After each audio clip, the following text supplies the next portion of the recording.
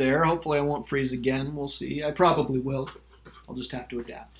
So Joseph's brothers were envious of him because his father gave him a bright coat of many colors, and they were so upset that they abducted him and sold him into slavery. They sold him as a slave.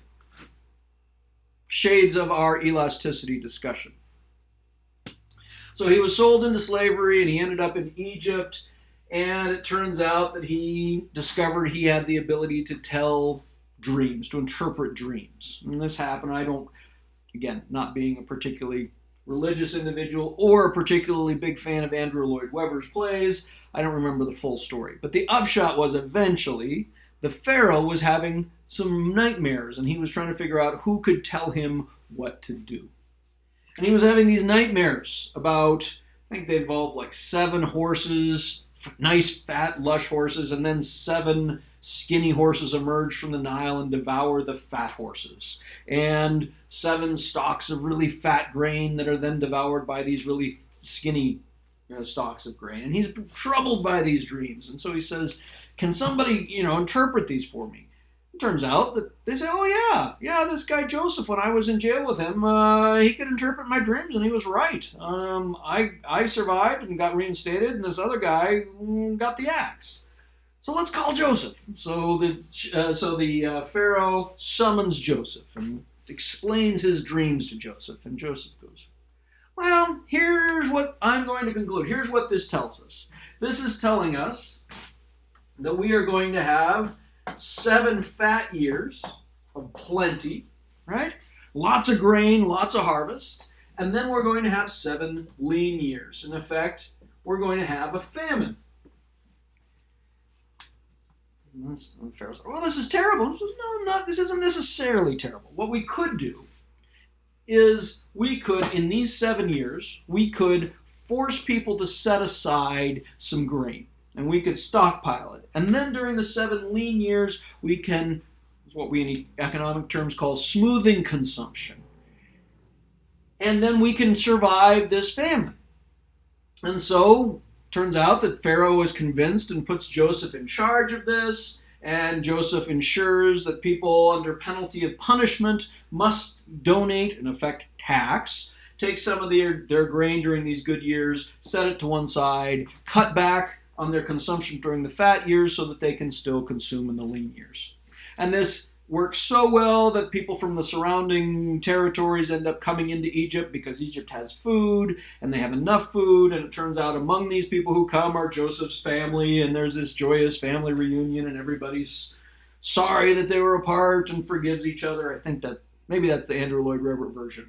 Maybe that's the religious version. I'm not sure. In one of them, I think they're probably the same.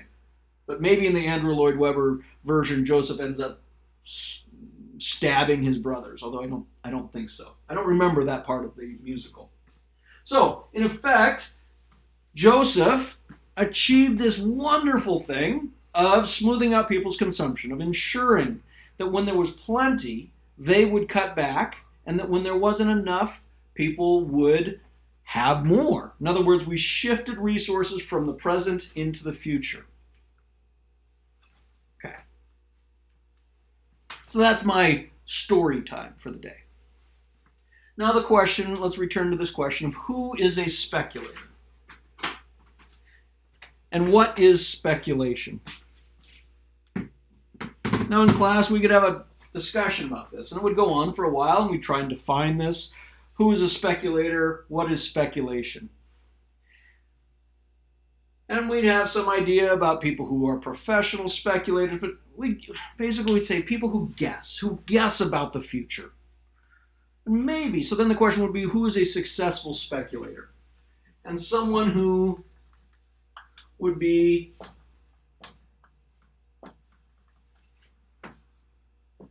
maybe we could put this up there, who guesses correctly about the future and takes a risk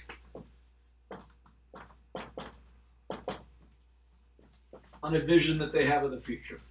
It doesn't have to be a divine induced vision. It can just be a vision. They have right? So somebody who guesses correctly about the future and takes a risk on that vision. Now, again, I may guess correctly about the future, but if I'd never put any money on the line, or if there's nothing at stake, most of us would end up probably concluding that I'm not really a speculator. So it turns out, if we think about this definition, speculators are anybody who acts with incomplete information.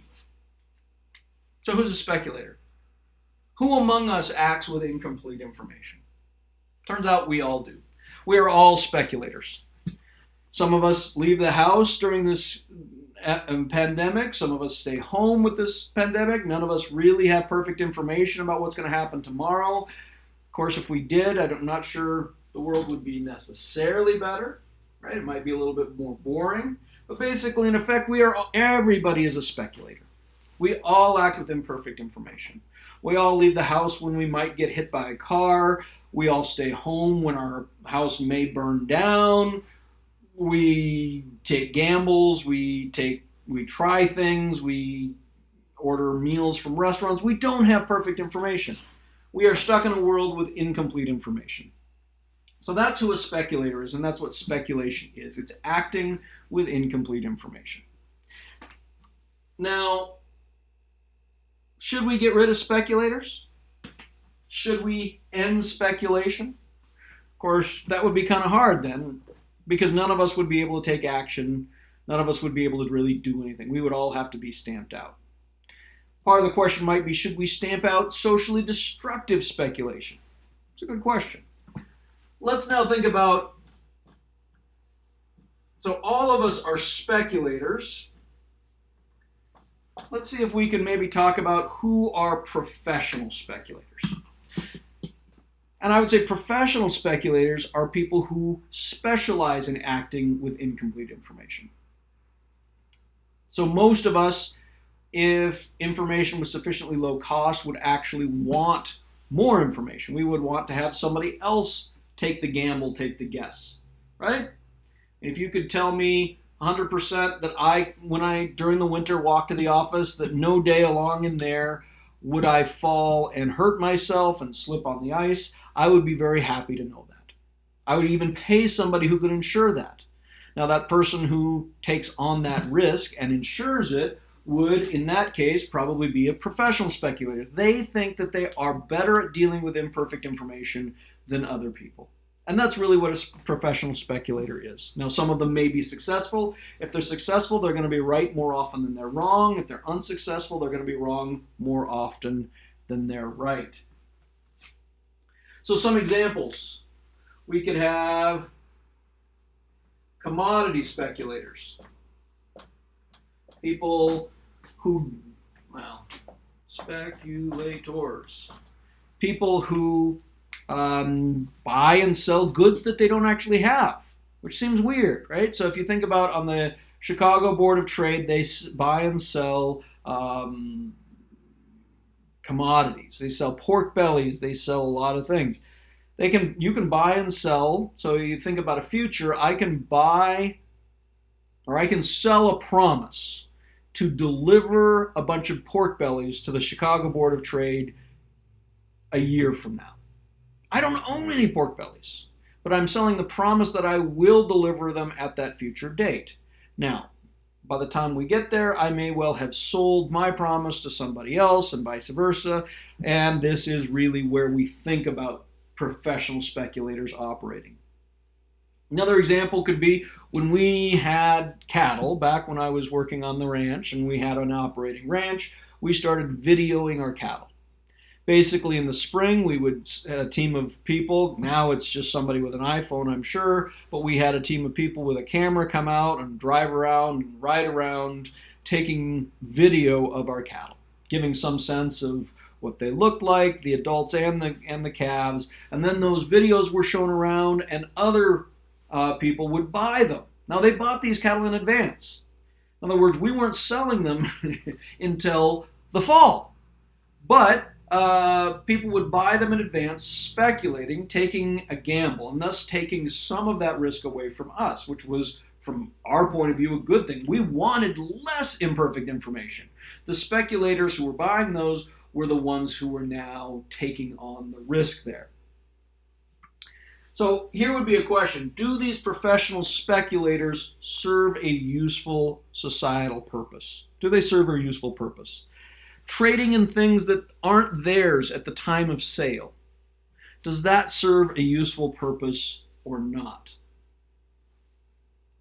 Take a break here. I'll get something to drink and come back here. You can hopefully have an answer prepared by the time you click on the next video. In other words, do these speculators serve a useful societal purpose?